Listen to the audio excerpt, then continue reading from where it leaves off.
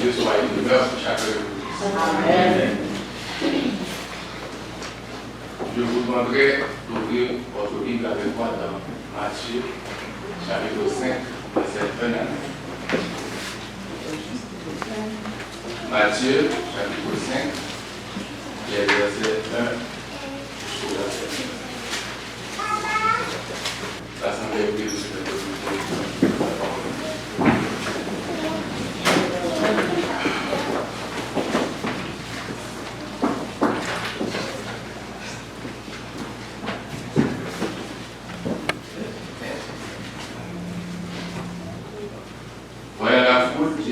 sur la montagne et après qu'il se place, tous les disciples s'approchèrent de lui. Puis, ayant ouvert la bouche, il les enseigna et dit: Heureux les pauvres en esprit, car le roi des cieux est à eux. Heureux les affligés, car ils seront consolés. Heureux les débonnaires, car ils hériteront la terre. Heureux ceux qui ont fait le soir de la justice, car ils seront rassasiés. Heureux les miséricordieux, car ils obtiendront miséricorde. Heureux ceux qui ont le cœur pur, car ils verront Dieu. Heureux ceux qui procurent la paix, car ils sont appelés fils de Dieu. Parole du Seigneur. Merci.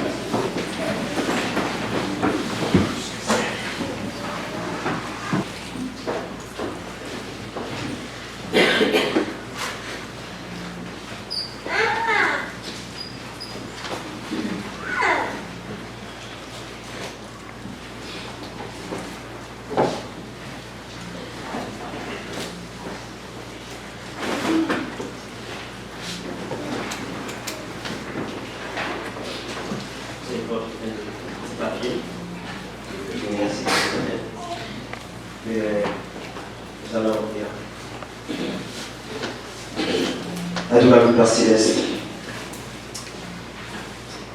toi qui règnes dans les lieux très saints, toi de notre bonté et l'amour sont incommensurables, toi qui nous aimes le premier, mais parce que, cher Seigneur Dieu, en raison de nos qualités, mais tout simplement, cher Seigneur Dieu, parce que tu nous aimes d'abord, pour que tu as estimé. Tu as jugé bon d'envoyer ton Fils unique mourir sur le bois du calvaire.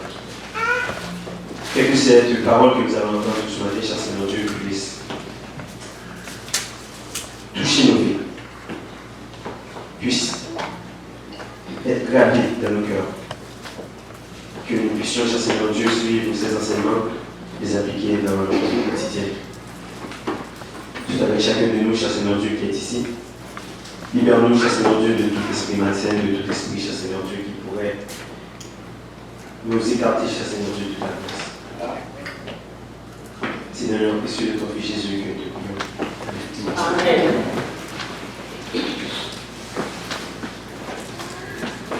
Ce matin, nous n'allons pas passer à travers beaucoup de passages Mais c'est un sujet sur lequel j'ai beaucoup réfléchi ces derniers temps. Donc ça a été plus facile pour moi ce matin rapidement de pouvoir mettre un peu sur papier ce qui me passait par la tête. C'est un sujet qui est vaste, on n'aura peut-être pas l'occasion de terminer aujourd'hui. Mais quand même, nous allons attaquer cette bourse faite-là. Je sais que le frère Frédéric, et durant aussi notre retraite spirituelle aussi, nous avons abordé la question du pardon. Mais avec votre permission, je vais revenir sur le même sujet. Le lâcher prise. Dans la lecture que le frère Foutin nous a apportée ce matin, pour les béatitudes,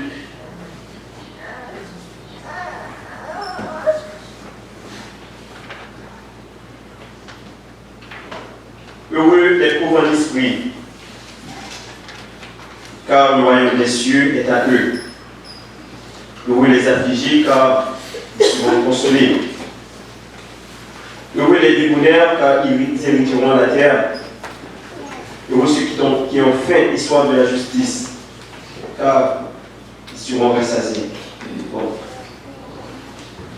Heureux ceux qui procurent la paix, car ils seront appelés fils de Dieu. Le dernier passage, du verset 8, heureux ceux qui ont le cœur pur, car ils verront Dieu.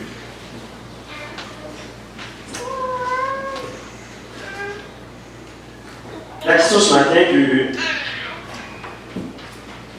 j'ai à poser ce matin, avons-nous une attitude de personne libre?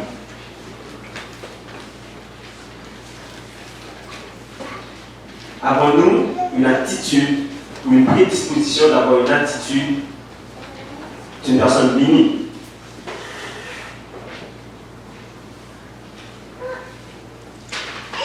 J'imagine que si je commençais à poser la question au conjoint, quand vous avez rencontré votre mari, c'était quoi, comment il était au début? C'était quoi son attitude? Quand vous avez commencé dans votre nouvel emploi, quand vous êtes au sein de votre famille, quand vous êtes au milieu naturel, en dehors de cette assemblée. Et même que je pourrais même dire quelle était votre attitude aussi quand vous êtes arrivé ici, aussi, comme c'est pour la première fois. Et je suis certain que nous allons entendre des histoires tellement croustillantes à cette nouvelle. Moi, ma femme pourrait dire, oh, tu sais, c'était le gars le plus gentleman, le plus, comment je dirais, romantique. Elle pourrait m'empêcher ça. Par exemple, maintenant, attends. Je m'appelle quand on est sur un conflit, je viens par la main, c'est le cinéma, j'ai des petites cajoles. Avec le temps, ouh!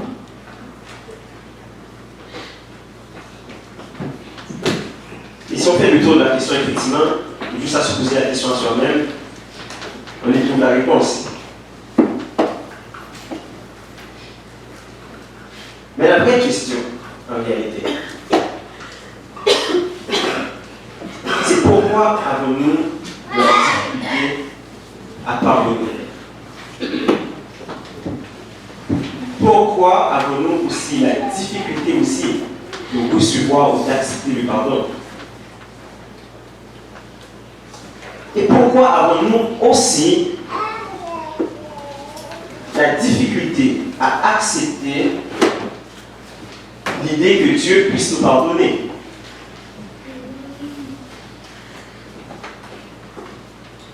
Ou du moins, pourquoi avons-nous cette mauvaise manie de penser qu'on a droit au pardon de Dieu, mais les autres n'ont pas droit à ce pardon? Pourquoi? Et la question revient sans cesse. C'est parce que nous vivons dans une société qui fait l'apologie de ceux qui ne pardonnent pas, de ceux qui ne demandent jamais pardon. On peut prendre l'exemple du président Donald Trump, autant d'erreurs qu'il fera, il ne s'excusera jamais.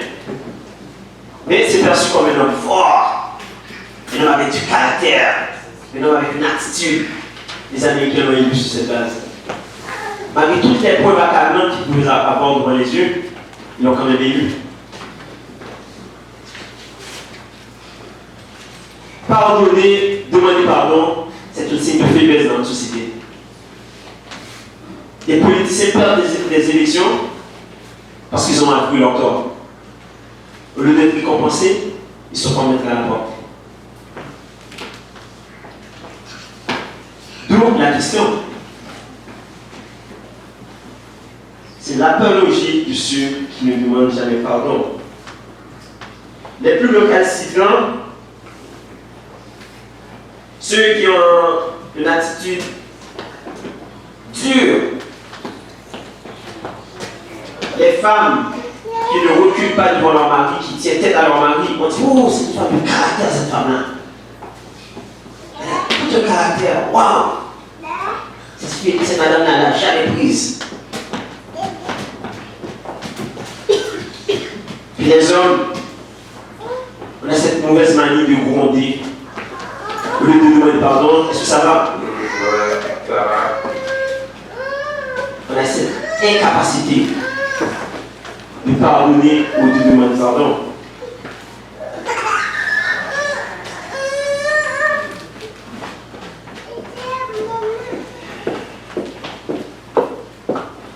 En réalité, cette attitude à ne pas demander pardon étale la force et le caractère, comme je disais tantôt. Mais dans les faits,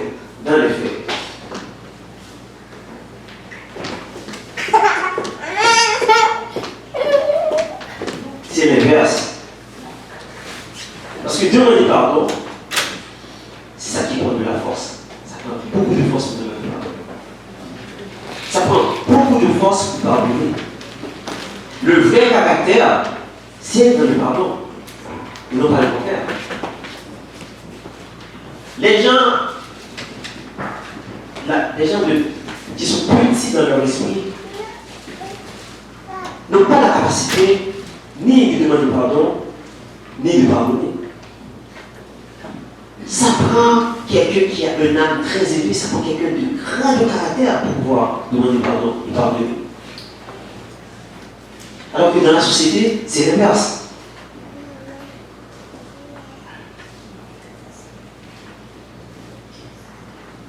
Ça prend quelqu'un de fort de caractère, une force de caractère, pour se libérer de la chaîne, de la colère, de la rancune. C'est ça votre caractère. Parce que nous avons tous nos épisodes, nous avons tous ces histoires. Nous avons tous été blessés un jour. Nous avons tous été blessés un jour. Nous avons tous été victimes d'une forme d'abus quelconque dans notre vie. Nous avons tous été victimes d'une forme d'injustice un jour ou l'autre dans la vie. Nous avons tous reçu des insultes. Nous avons tous reçu une attitude de notre conjoint, de notre conjointe, bien un mot blessant peut-être qui aurait pu sortir de façon inadvertante, ou une attitude qui aurait pu sortir sous le coup de la colère. Nous en avons tous été victimes un jour. Mais maintenant, si on se pose la question sérieusement,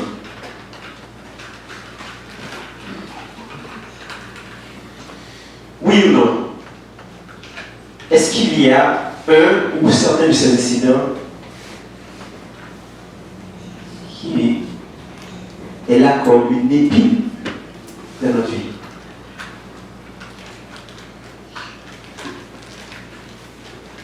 C'est quelque chose qu'on ne peut pas expliquer. Chaque fois qu'on voit cette personne-là, je ne sais pas, ça me fait une bonne sensation. Tout d'un coup, j'ai les mouettes. Ou du moins, des fois, tout d'un coup, là, je me sens, j'ai des bouffées de chaleur qui montent. Ou du moins, tout d'un coup, je sens mon estomac se tourner à l'envers.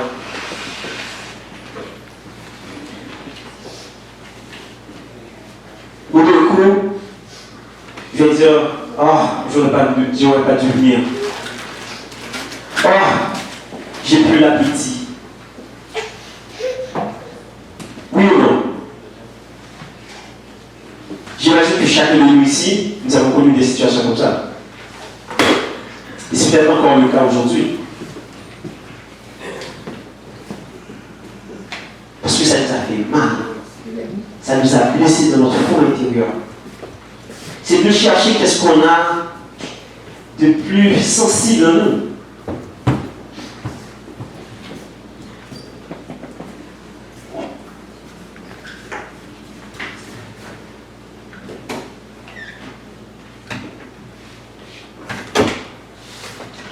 Nous avons tous, à un certain moment donné, vécu ça. Et si c'est encore le cas, si vous êtes encore prisonnier de cette situation, c'est une réflexion que nous allons entamer aujourd'hui, tous ensemble. Non pas pour développer un sentiment de culpabilité, non pas pour se sentir comme si on avait échoué de notre vie chrétienne. Là n'est pas le but. Là, la question aujourd'hui, c'est quelle décision que je prends aujourd'hui? Est-ce que je me libère de cette chaîne ou je reste emprisonné?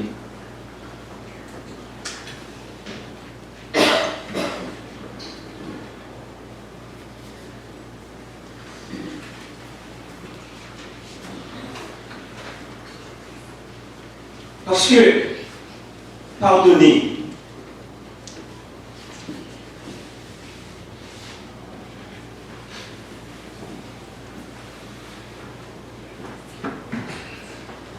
embrasser la notion du pardon, ça prend quelqu'un avec une vision beaucoup plus large, beaucoup plus grande. Quelqu'un qui est capable de s'élever au-dessus de la mêlée.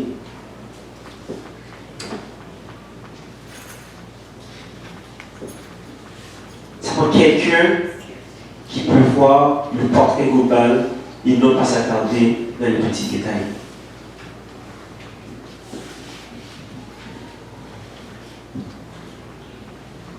Ça prend quelqu'un qui est prêt à perdre une bataille pour gagner la guerre.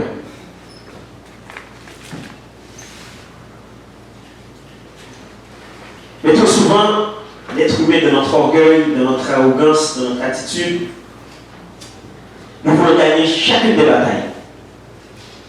Non, c'est moi qui dois gagner. Oh, je ne lâcherai pas. C'est pas vrai que je ne laisse pas ça.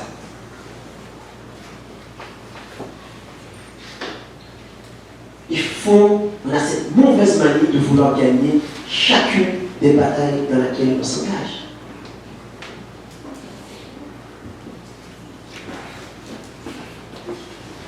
Mais les grandes personnes, les personnes qui sont grandes d'esprit, ont cette capacité de s'élever et de dire « Je perds une bataille pour mieux gagner la guerre ».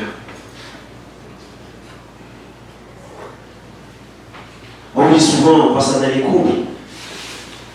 La conjointe tient tête au mari, mais de façon comme carrément, elle lui rentre en dessous là. Moi j'ai déjà vu des femmes là, toutes petites là, hein, puis le mari fait peut-être 6 pieds, puis elle lui rentre en dessous. Ça me fait penser à un petit chihuahua qui voit un berger allemand, hein, puis qui s'attend. Puis le berger allemand nous regarde là comme, wow, calme-toi. Oui. Dans mon travail, je rencontre beaucoup de gens. Ah! Mamma mia.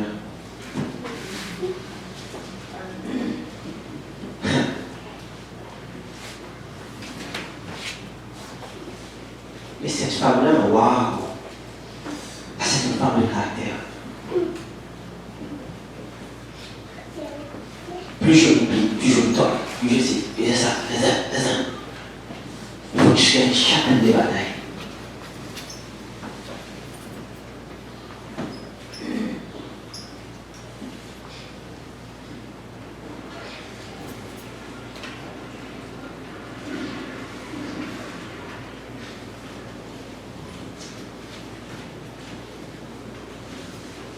Je ne sais pas ce matin si Dieu dit vrai ou Dieu dit tort, je ne sais pas. Je ne sais pas si ici, dans l'Assemblée, on est différent ou on est vraiment bon, on est vraiment parfait, puis ça ne nous arrive jamais. Je ne sais pas. Peut-être oui, peut-être non, peut-être j'ai tort.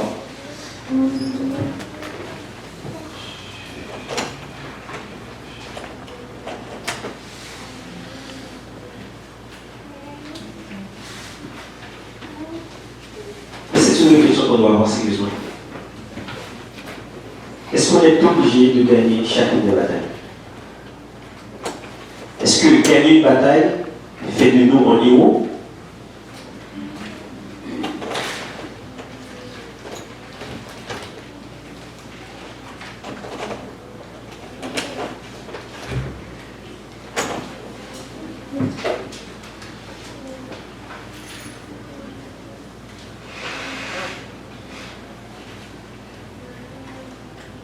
Et bien souvent,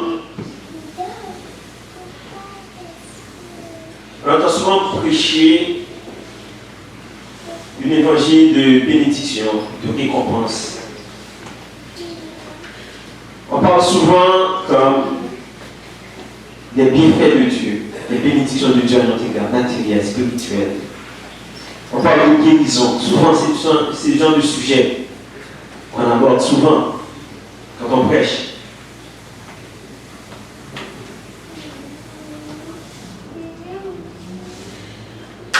Mais l'évangile, souvent qui n'a pas été véhiculé ou trop véhiculé, pas assez.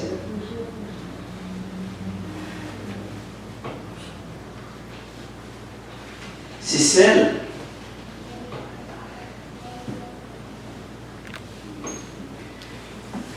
que Dieu nous prépare à s'attendre à ce qu'on va recevoir des épreuves et des offenses.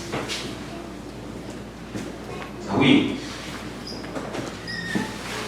On n'est pas devenu chrétien pour que tout d'un coup on ne soit plus d'offense, qu'on ne soit plus offensé. C'est le contraire, j'imagine. À cause de son nom.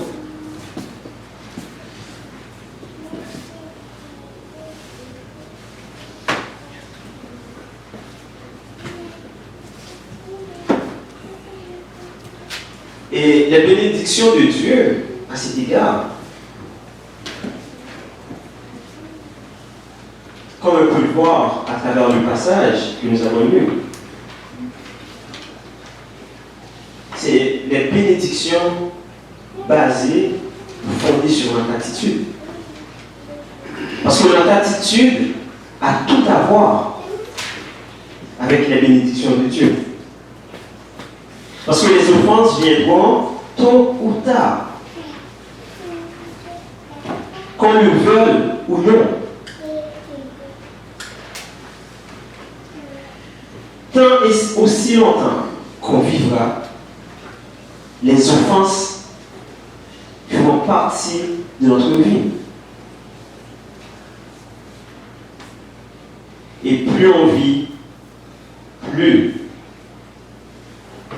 elles viendront. Puis ça là, on doit l'accepter. Il n'y a rien que nous puissions faire pour changer ça. Maintenant, une fois qu'on sait que les offenses font partie de notre vie, elles sont là pour rester et qu'elles vont nous suivre jusqu'à notre tombeau, jusqu'au jour que le Seigneur nous appellera.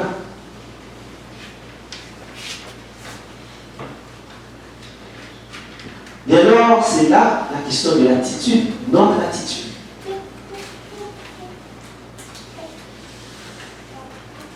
Parce que Dieu va nous élever. Dieu va nous promouvoir en fonction de notre tolérance à la souffrance et à la douleur.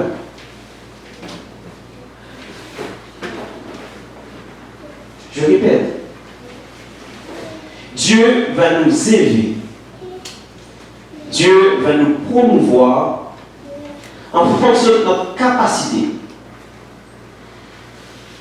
de tolérer la douleur et la souffrance. Donc, une fois qu'on a compris ça,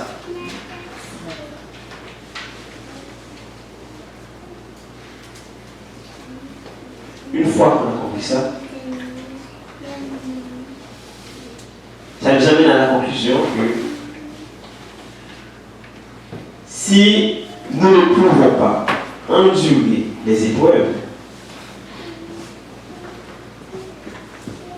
nous pouvons accepter aussi les bénédictions, nous pouvons recevoir les bénédictions de Dieu. Si nous ne sommes pas capables d'endurer les offenses, si nous ne sommes pas capables de faire face aux tribulations, comment pouvons-nous espérer recevoir les bénédictions de Dieu?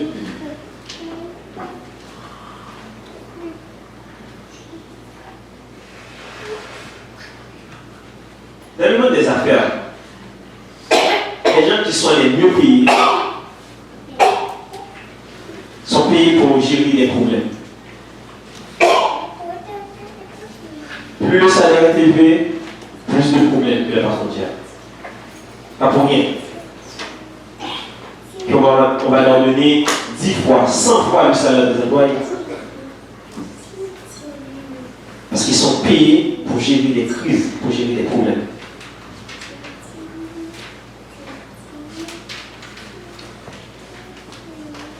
Donc, faites attention à ce que vous demandez.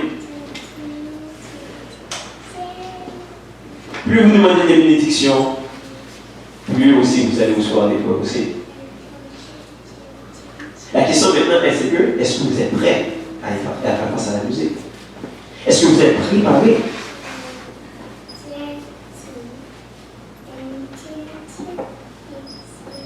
Parce que je ne sais pas si vous avez déjà fait le constat. J'ai eu beaucoup à réfléchir là-dessus, beaucoup.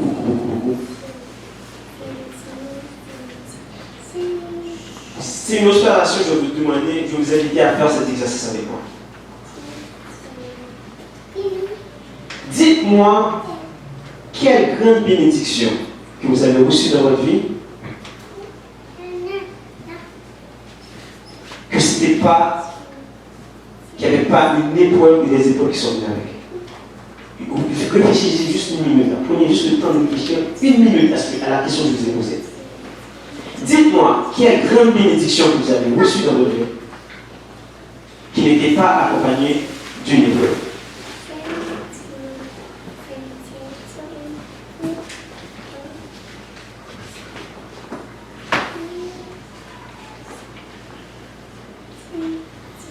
Si vous n'avez pas de réponse tout de suite, je vous invite à le faire à la maison.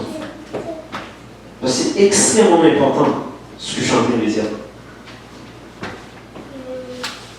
Parce que les épreuves sont là pour nous préparer à recevoir les bénédictions de Dieu.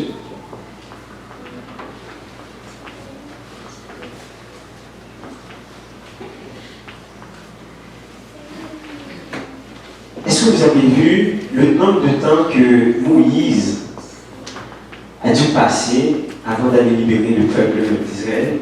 Vous avez vu le nombre de temps que les enfants d'Israël ont passé dans le désert avant d'entrer dans la terre promise?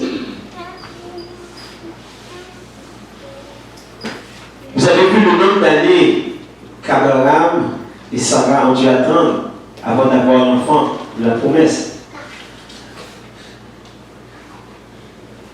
Dites-moi quelle bénédiction vous avez reçue qui n'était pas accompagnée d'une épreuve.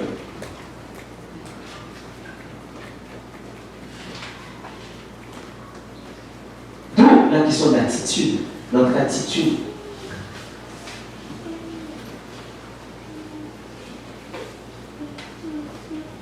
C'est pour ça que j'ai dit, faites attention à ce que vous demandez. Quand vous demandez pour une promotion, vous demandez automatiquement pour plus de problèmes. Vous demandez pour plus d'offenses. Vous demandez pour plus de tribulations.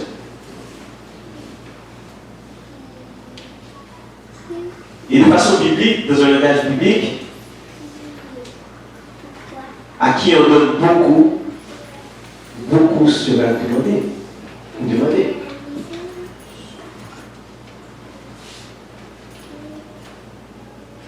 Parce qu'il y a beaucoup de responsabilités qui viennent avec aussi.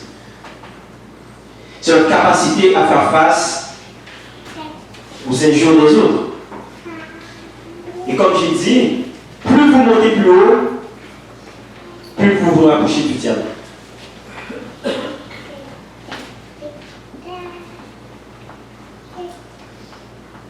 Plus vous montez plus haut, plus vous approchez des démons. Parce que c'est des problèmes qui viennent avec. Pour ceux ici qui sont gestionnaires, qui ont une entreprise ou peu importe, vous devez comprendre exactement de quoi je parle. Quand vous étiez peut-être un employé, au même niveau que les autres, vous étiez aimé, apprécié des autres. Une fois que vous arrivez à une position de gestion, tout d'un coup vous êtes détesté. On ne vous parle plus, on ne fait plus confiance. Or vous avez changé, vous êtes ci, vous êtes ça. Tout ce qui va mal, c'est vous. Je vous prends l'exemple d'un prédicateur ici.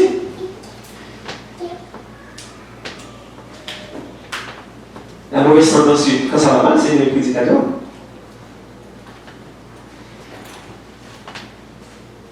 Il peut faire 1 million de choses correctes. Dès qu'il fait une chose, il faut la battre. On peut aller vers le comité, on peut aller vers tout ce qui est responsabilité. Ah oui, plus vous prenez vos responsabilités, plus de problèmes aussi que vous gérez.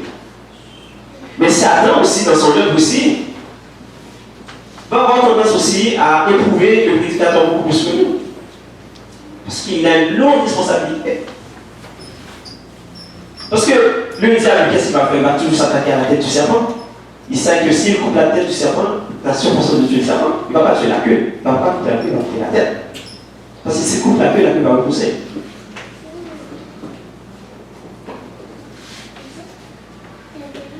Et c'est pour ça, dans cette notion d'attitude, qui est un élément extrêmement important pour nos chrétiens, de forger notre attitude, de fortifier notre caractère. Et c'est à travers cela que nous allons recevoir les bénédictions de Dieu. Parce que oui, les offenses, oui, les gens vont nous insulter, oui, les gens vont nous attaquer, oui, nous allons recevoir des offenses. Mais quelle est notre capacité à gérer tout cela?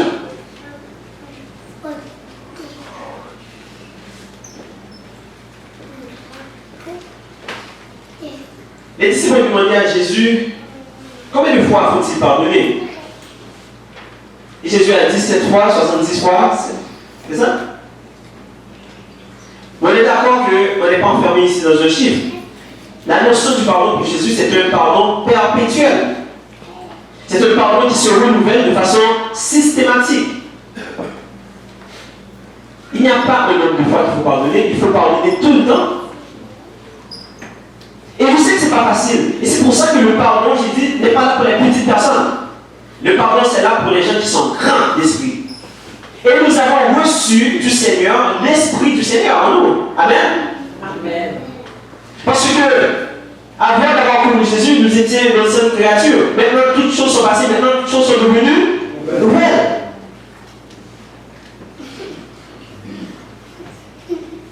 L'apôtre Paul disait que quand j'étais petit garçon, l'apôtre Jean disait quand j'étais. Non, c'est quoi là? C'était quoi? C'est ça? Oui. Je parlais comme un enfant. J'agissais comme un enfant. Et maintenant que nous avons revêtu l'Esprit du Seigneur, nous devons agir et nous comporter comme des gens grands d'esprit. Parce que l'Esprit qui est en nous ne peut pas être un esprit de petitesse.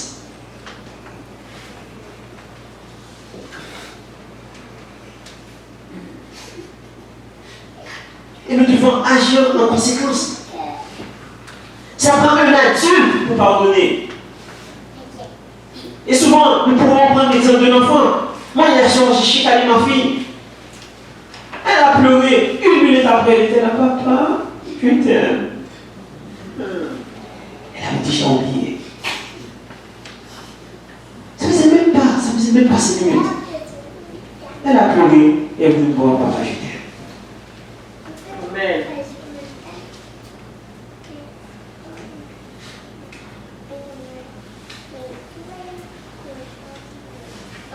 Ça prend quelqu'un de grand, ça prend un adulte pour pardonner.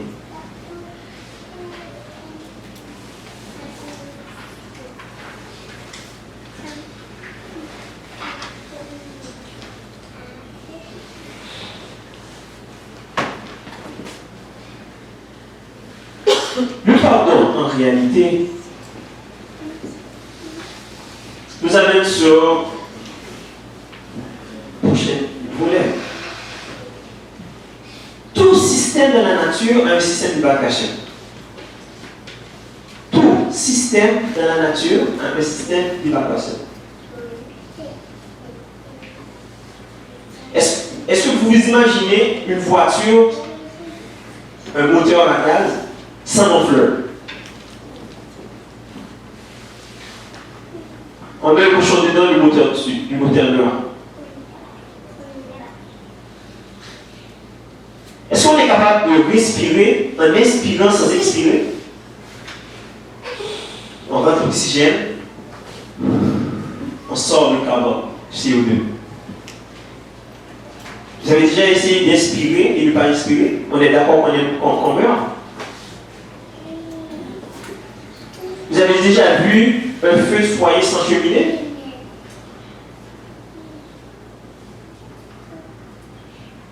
Tout dans la nature. L'être humain, on consomme, mais on va à la toilette. On boit, on pisse. On mange, on va à la toilette. On évacue. Si on n'évacue pas, qu'est-ce qui arrive? On s'intoxique et on meurt.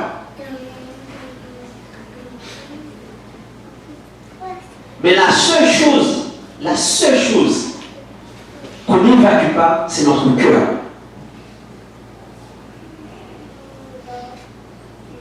Parce qu'on garde les choses au fond de nous.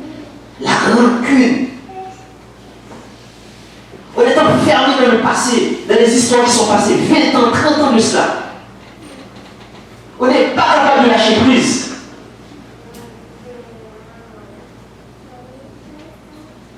Oh, j'ai pardonné. Mais à chaque fois qu'il y a une conversation avec quelqu'un, je vous sors l'histoire qui s'est passée 20 ans en arrière de ça. Oh, j'ai pardonné à mon conjoint. Mais à la première occasion, je lui balance dans la figure qu'est-ce qu'il m'avait fait. Oh, mais c'est juste pour te rappeler, hein. Pas parce que je ne t'ai pas pardonné. Ah oui?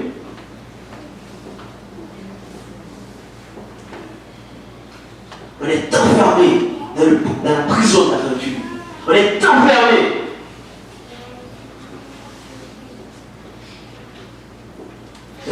Dans nos histoires qui nous ruinent, qui nous minent, qui nous rendent malades.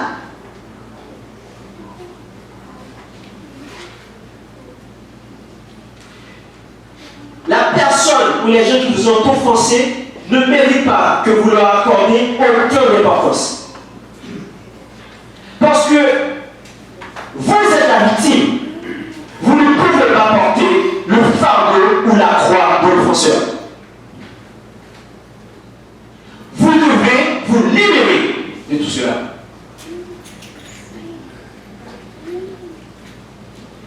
L'offenseur ne mérite pas que vous lui accordiez autant d'importance.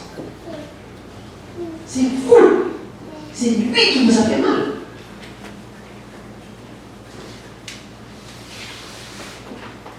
Vous en êtes la victime. Et vous portez sa croix pendant 20 ans, 30 ans, 5 ans, 10 ans.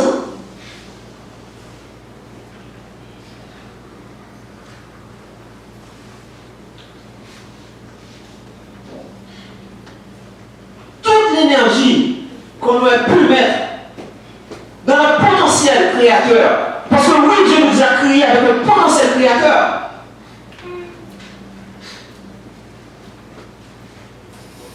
Quelques décennies de ça, nos mères l'avaient sur des roches avec des bâtons pour frapper.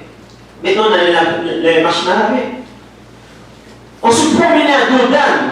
Ça fait pas si longtemps que ça. Maintenant, on se promène en char. L'être humain évolue. Dieu nous a donné un esprit créateur, une capacité créatrice. Mais quand on s'enferme dans la rancune, dans la rancœur, on diminue notre potentiel. Ça veut dire qu'on rend à 50% de qui nous sommes en réalité comme être humain.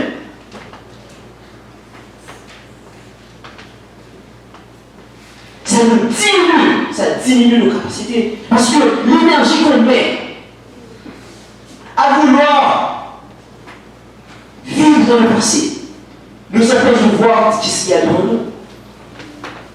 Mais grandir veut dire de lâcher prise. De lâcher prise sur les choses que je ne peux pas contrôler. Et de dire j'ai trop de choses en avant pour regarder ce qui se passe en arrière. Parce que la vie continue. La vie nous ouvre.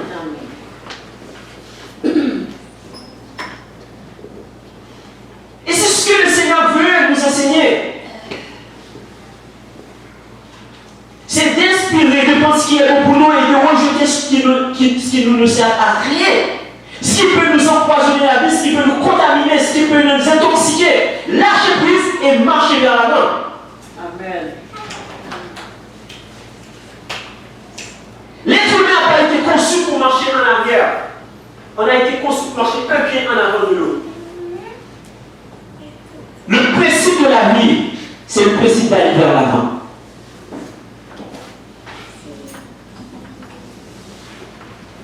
Il n'y a aucun mécanisme de la vie qui va vers l'arrière. Tout va vers l'avant.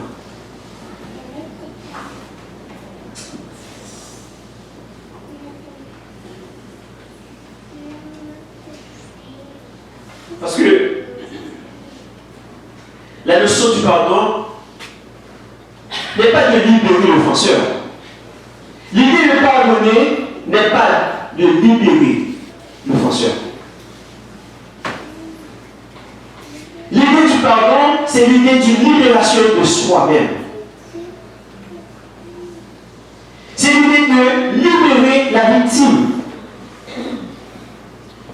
Oui, j'ai été abusé. Oui, j'ai été victime d'injustice. Oui, il m'a prêté de l'argent, je ne l'ai jamais oublié. Oui, il m'a fait ci, il m'a fait ça. Oui, c'est vrai. Mais si je continue à ramener cette histoire, over and over, c'est ma faute maintenant. C'est pas la faute de l'offenseur. Ça devient ma propre faute. Ça, c'est moi qui suis contre là.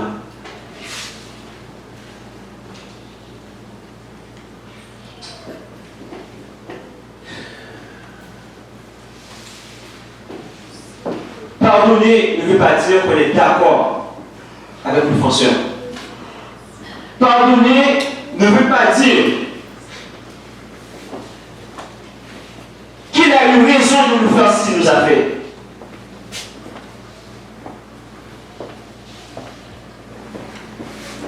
Pardonner ne veut pas dire que finalement on est sur la même longueur d'onde. Non, pas du tout. Pardonner veut dire j'ai trop de choses en face de moi pour rester dans le passé.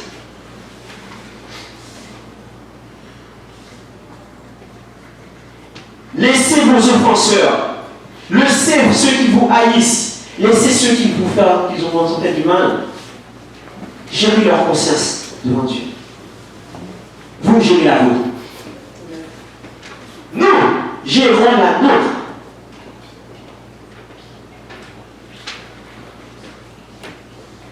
Parce qu'il y a des gens qui attendent encore le pardon du certain qui sont déjà morts. Et cette personne ne reviendra plus jamais pour demander pardon. Elle est déjà morte. Il y a des gens qui sont partis dans la tombe avec leurs excuses. Vous allez pas croire. Vous allez continuer à vivre dans la rancune. Vous allez vous laisser emprisonner dans ce mal qu'on vous a fait. Alors que vous vivez encore et la personne est déjà morte.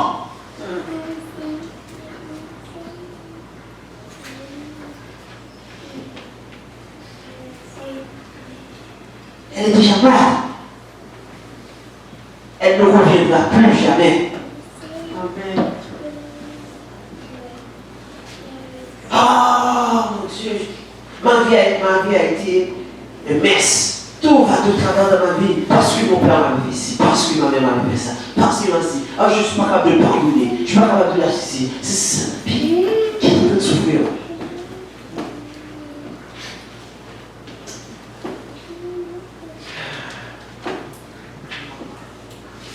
Je dois arrêter. J'ai tellement de choses à dire encore.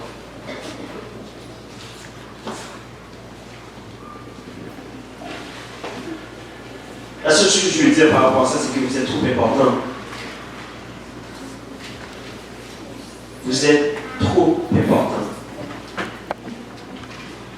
Vous laissez le contrôle de votre vie entre les mains de quelqu'un ou de certaines personnes qui vous ont fait du mal.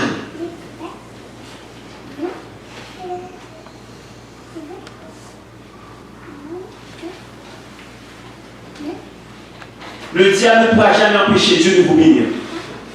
Jamais. Mais par exemple, il peut attaquer votre attitude pour vous désaligner de recevoir les bénédictions de Dieu.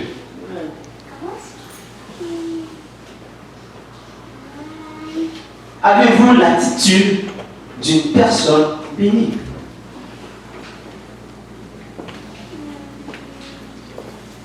Sans attitude, pas de bénédiction.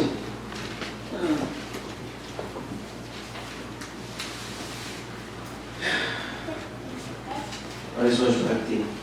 Mais pensez-y.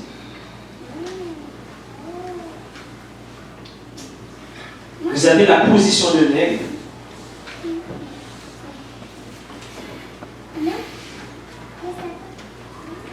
Ne soyez pas des poules.